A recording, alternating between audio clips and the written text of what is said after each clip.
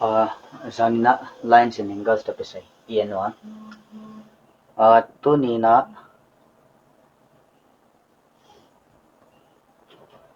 triangles to pisay at hituak bangsa hiya mien non dinga I topic ko kha dot nanon bolte to pisaya han ki bol la hiya asi kina khadai changa lines and angles ki tum khadai changa triangles ki tum khadai changa physics chemistry lam ki tum na chi kha ko de asi akha dot nan pailan jela video ki bol hi Baca kadut nana do bol tamule don namu tamdi chinai mai mo. Triangles to kisaya question on load non to area of triangle kichi bangchi banga zong kiat di. Ai kele perimeter of triangle kichi ho bangchi banga zong kiat di. Che hiya ama sa pin pinina perimeter chi changina akim kot gen na hi. Bai changana thegi ge dingo triangle chi kha polygon lakatil tel kha hiya Heya A, B, C china petalihan. Triangle hi thina dingina akila ke sukhak chit chat gi gedi. Mo close figure hi di chinai ve.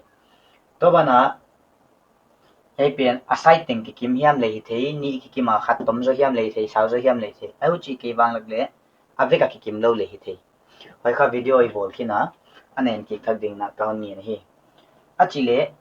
heya triangle to ki saya hi changina perimeter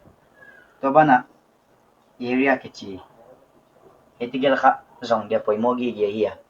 perimeter chi bangchi na hiya mi chi le hiya akwal kim kot bangza phadinga ya chi nai be ho chei le chu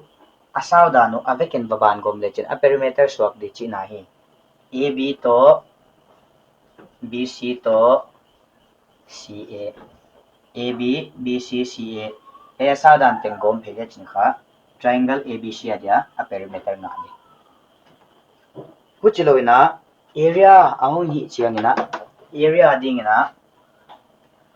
chitwam ichidiama chibang zahia mom thia paite la ka chini endinga dangte kha complex lo hi jakina chini endinga class 7 8 tanaizil to banghia mi chile Area of a triangle is equal to half of base into altitude. Ay kile height kichi. Mo height ji kha altitude le kichi thaw hi. Ho chile he base bang hiya mi chile ya akingak namun chinai de. Ho je ka hi kal kha a base di. Ho chena a height ay kile altitude chi hiam pen kha ya tunglama pata. He tunglama pata ki ho sub dingin hi laktenga abesa kinga tangtaka kinga line pen kha altitude ki chini be he lakten ke suk to naw di bang chitalia ho chele chu he laktenga area formula bang heading hiam chin gen dekle hang kha half 1/2 kha angi nge an pai ding base chi akingang na banga le b to c kala kinga be ho jaka half into bc into height ai kele altitude chi kha bang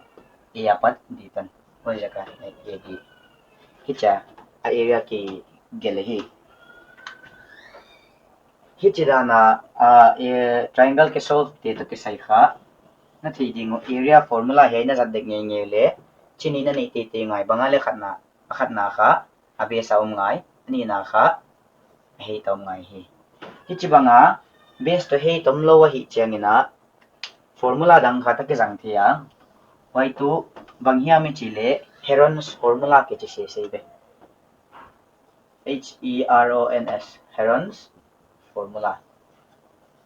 yai bang chi kun chang ki jang hiam chi kha hen khatin ithei siam ki wa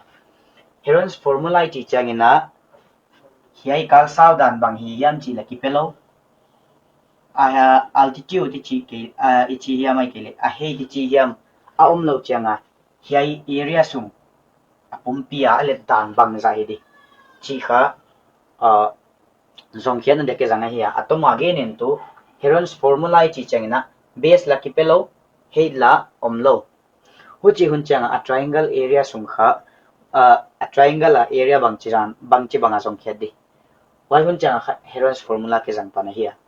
why changa Heron's formula chi kha equilateral triangle ale ke jang thei scalene triangle ale ke jang thei isosceles triangle ale ke jang thei hi ile lia poimo pen to semi perimeter ya Heron's formula a ke jang na dingina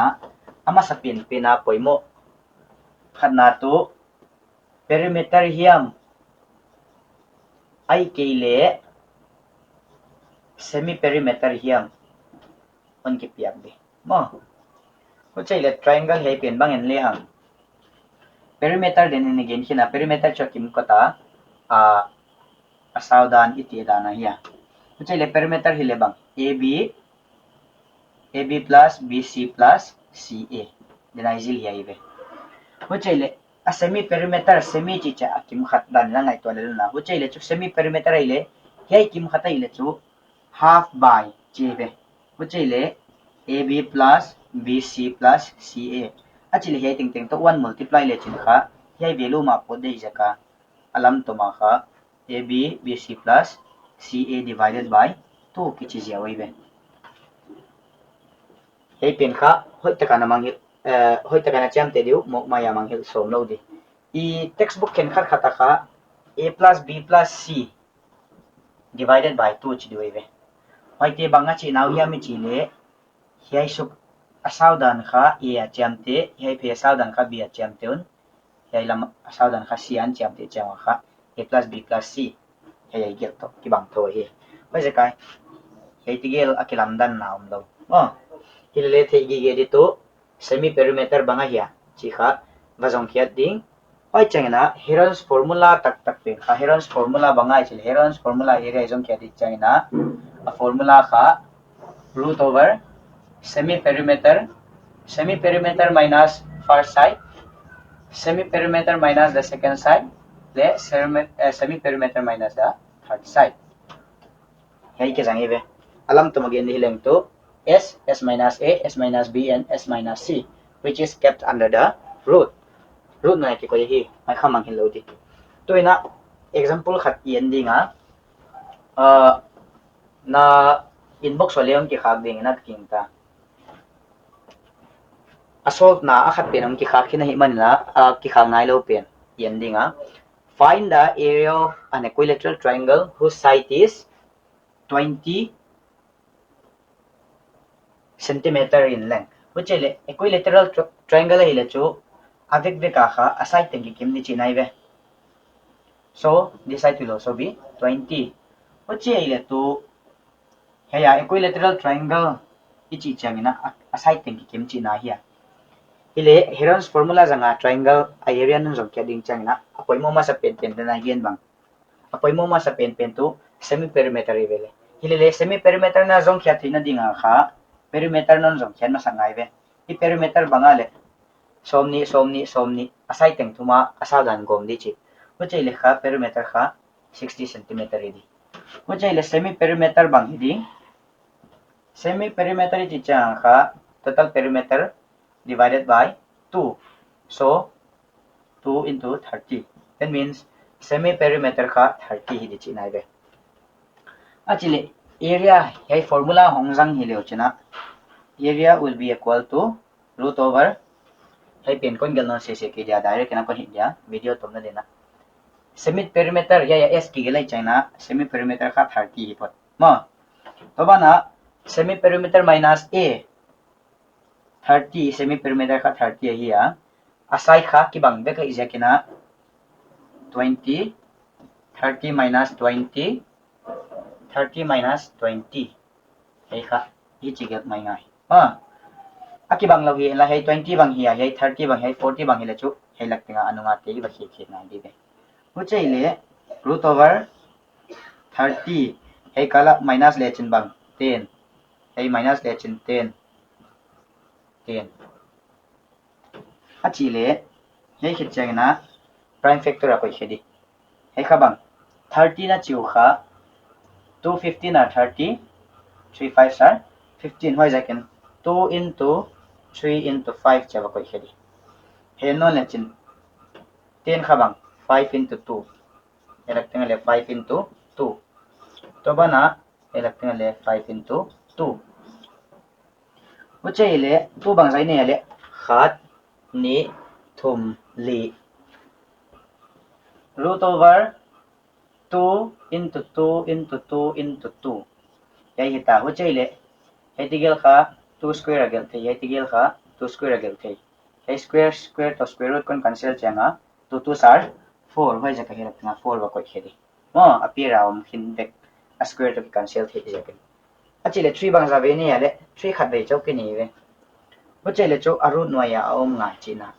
a copy nei lo te khapala ma ke ko khethei lo mo copy nei jen parent nei jen ale khat chau la ding na pala ma ko khia de chida nahi hoi ja ka he te gel le chen kop khatai ja ka kha tu khat dei ke la di he te gel kop khatai cha kha tu khat dei ke la di a khat dei balak to te gel tu sar 4 ni di achile he le chen 5 ni ve yom 5 ni ve yom bo chele 5 a ding na khat dei bala khele chen helak tinga isol dan ki bangai ja console non ti ja he le chen kop khatom non hu 5 sar 25 that means we will get 25 helak tinga la khet khar ko kha 3 ba 25 to linon multiply le kha 400 di ma ucha hi le 100 to 3 centimeter square kha i answer hi di china hi oi ja kena hi chidana sol kha bakizilon la kino he ho lo di nal ta kai sol thei ma kha a paidan step by step a ended di answer pen asaw di law lo zo ka mo i thei siam lo kha di law zo di hi